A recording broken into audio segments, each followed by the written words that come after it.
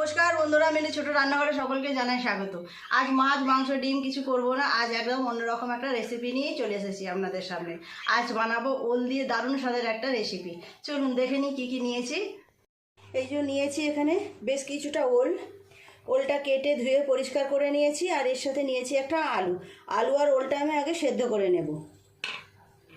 আর যা যা মশলা লাগবে নিয়ে নিয়েছি। এখানে কিছুটা পেঁয়াজ কুচিয়ে নিয়েছি, এখানে একটা পেঁয়াজ এরকমভাবে গোটা নিয়েছি, এটা আমি পেস্ট করে নেব। আর এখানে টমেটো কুচি, আদা রসুন, এখানে আছে একটু ধনে পাতা আর একটু কাঁচা লঙ্কা কোচানো। আগে ওলটা আর আলুটা সেদ্ধ করতে দেব। খুব বেশি জল দেব না, এমনই জল দেব যাতে ওল আর আলুটা সেদ্ধ হয়ে যাবে আর জলটা শুকনো হয়ে যাবে, সেইভাবে জল দেব। আরও অল্প একটু জল দিতে হবে, 2টো সিটি দেব।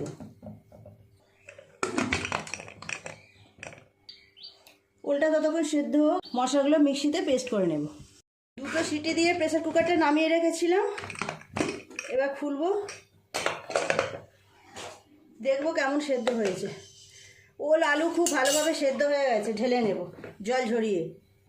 অল্প জল ছিল, ঝরিয়ে নিয়েছি, একটু ঠান্ডা হোক। ঠান্ডা হলে এটার মধ্যে কিছু মশলা মেশাবো। ওল আলু খুব ভালোভাবে ঠান্ডা হয়ে গেছে, কেটে কেটে দিয়েছিলাম সেজন্য তাড়াতাড়ি ঠান্ডা হয়ে গেছে। এবার এর মধ্যে এক এক করে সব কিছু দিয়ে দেব লঙ্কা কুচি, পেঁয়াজ কুচি আর ধনে পাতা কুচি। দিয়ে দেব 1/2 চামচ নুন, 1/2 চামচ মতো হলুদ গুঁড়ো। খুব ভালো করে সমস্ত কিছু মাখিয়ে নেব। দিয়ে দেব 2 চামচ পরিমাণ বেসন, এই ছোট চামচে 2 চামচ দেব।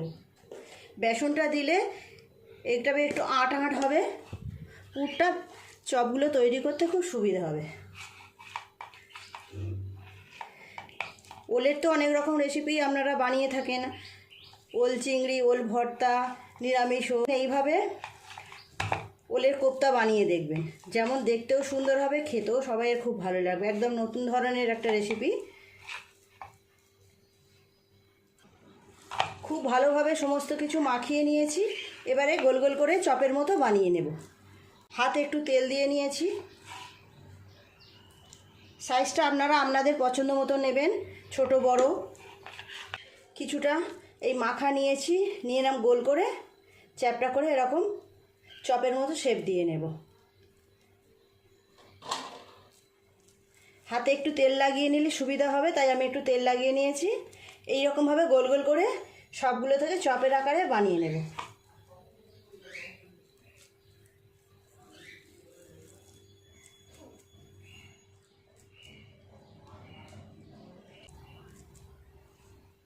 এইভাবে বাকিটা থেকে সব চপের আকারে তৈরি করে নেব। অনেকগুলো এরকম কোপ্তা তৈরি করা হয়ে গেছে। গ্যাসটা জেলে তেলটা গরম করতে বসিয়ে দিই। সব চপগুলো তৈরি করা হয়ে গেছে, তেলও গরম হয়ে গেছে। এক এক করে চপগুলো ভেজে নেব।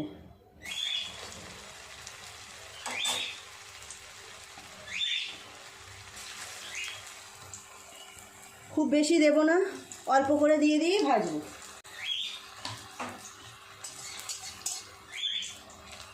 এই পাঁচটা ভাজা হয়ে গেছে, উল্টিয়ে অপর পিঠটাও ভালো করে ভেজে নেব। কেমন সুন্দর দেখতে হয়েছে দেখুন। এই কোপ্তাগুলো ভাজা হয়ে গেল, তুলে নেব।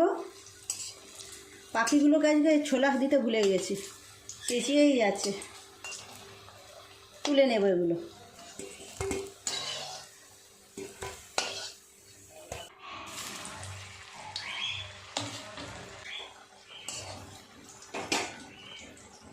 এইগুলো ভাজা হয়ে গেছে, তুলে নেব। কেউ কিন্তু সহজে বুঝতে পারবে না এটা কিসের কোপ্তা। কেমন সুন্দর দেখতে হচ্ছে দেখুন। এতগুলো ভাজা হয়ে গেল, আর যেগুলো আছে এগুলো এইভাবে ভেজে নেব। কোপ্তাগুলো কিন্তু মিডিয়াম আঁচে রেখেই ভাজা করতে হবে। খুব বেশি জোরে গ্যাস দিলে ওপরগুলো তাড়াতাড়ি ভাজা হয়ে যাবে, ভেতরগুলো ভাজা হবে না। এই কটা ভাজা হলেই হয়ে যাবে। এই কোপ্তাগুলো কিন্তু এইরকম ভাজাও খাওয়া যাবে, খেতেও খুব টেস্ট হবে, যেহেতু এর ভেতরে সব রকম মশলা দেওয়া আছে। এই কোপ্তাগুলো ভাজা হয়ে গেছে, সব তুলে নেব। গ্রেভিটা করে নিলেই হয়ে যাবে, খুব বেশি সময়ও লাগে না এই রেসিপিটা বানাতে। ফোড়নে দেবো 2টো ছোটো তেজপাতা, 1টা শুকনো লঙ্কা আর 1/2 চামচ জিরে।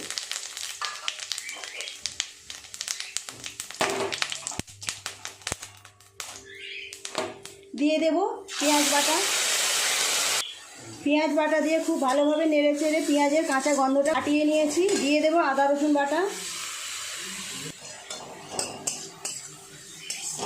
আর একটু নেড়ে চেড়ে নেব এইভাবে আদা রসুনেরও কাঁচা গন্ধটা চলে যাওয়া পর্যন্ত।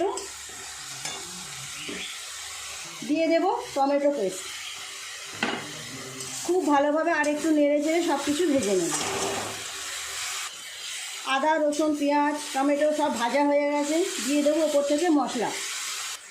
হলুদ গুঁড়ো দেবো 1 চামচ, লঙ্কা গুঁড়ো দেবো 1 চামচের কম, জিরের গুঁড়ো দেবো 1 চামচ, ধনের গুঁড়ো দেবো 1 চামচের একটু কম। খুব ভালো করে মশলাটাকে ভালোভাবে কষিয়ে নেব। দিয়ে দেব নুন স্বাদ মতো, 1 চামচের একটু কম নুন দিলাম। দেব 1/2 চামচ চিনি, খুব অল্প চিনি দিলাম। আমার এই চিনির চামচটা এমনিই ছোটো, অল্প করে চিনি দিলাম। খুব ভালো করে মশলাটা একটু সময় নিয়ে কষিয়ে নেব। এই রেসিপিটা নিরামিষভাবেও বানানো যায়, বাকি সব কিছুই পড়বে, শুধু পেঁয়াজ রসুন ছাড়া করলেই হয়ে যাবে নিরামিষ, তাতেও কিন্তু খেতে বেশ ভালো লাগবে। মশলাটা বেশ 5-7 মিনিট সময় নিয়ে এইভাবে কষিয়ে নিয়েছি। দিয়ে দেব জল।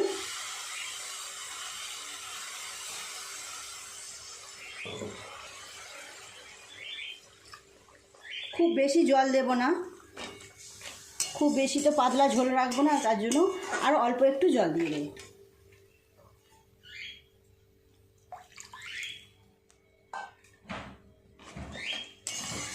ঝোলটা ফুটে গেলে কোপ্তাগুলো দিয়ে 5 মিনিট ফুটিয়ে নিলেই তৈরি হয়ে যাবে আজকের দারুণ স্বাদের রেসিপি।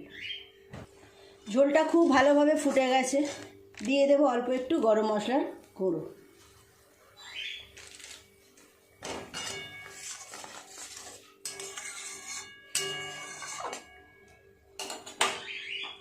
ভেজে রাখা কোপ্তাগুলো দিয়ে দেব।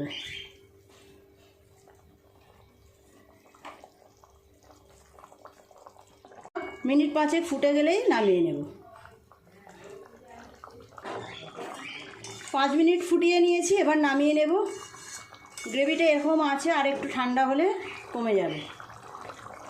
গ্যাসটা অফ করে দিয়ে নামিয়ে নেব।